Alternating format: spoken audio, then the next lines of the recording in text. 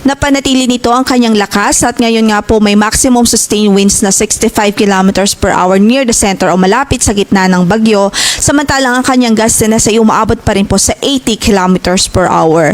At sa ngayon, base sa ating latest data, huling nakita ang kanyang sentro sa layong 430 kilometers silangan ng Maasin City, Southern Leyte.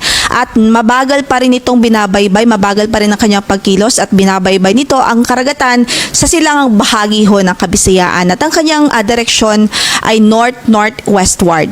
Based na rin po sa latest na track na ipinalabas po natin ngayong 5 a.m. bulletin. So makikita nga po natin na sa susunod na 2 hanggang sa 3 araw ay pahilagang kanluran ng kanyang track o pagkilos. So papalapit po ito sa landmass. We're still expecting na ito po ay lalapit sa landmass.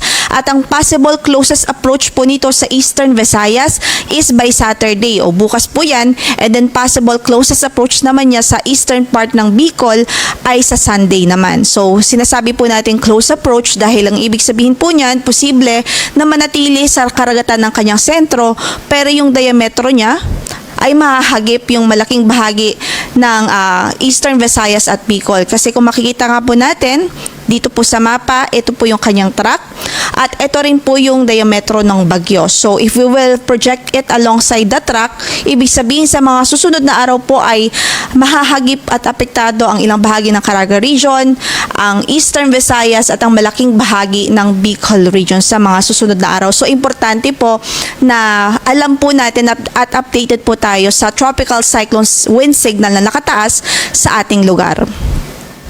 So, it's also important to note na posible pa rin ho yung landfall scenario, lalong-lalo na po kung pumihit pakanluran o westward shift yung itong track po ng bagyo. So, mas maganda po maging updated or mag-monitor sa magiging updates ng Pag-asa.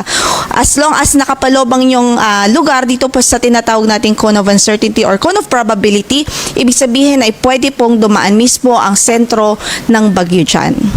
Samantala, by Sunday afternoon onwards ay nakikita naman po natin na magno-northeastward itong bagyo. Ibig sabihin, pipihit pa silangan naman ho, pa northeastward yung kanyang track dahil nakikita po natin posible na sumama po ito sa trough na nasa kanang bahagi ng bansa. Pero dahil eventually ay hindi naman din po ito, kumbaga bibitaw din po ito doon sa trough, so iikot o maglulup po itong bagyo. So far sa ngayon, yan po yung nakikita nating projection. Pero dahil malayo pa po ito, it's still beyond the 5-day forecast period.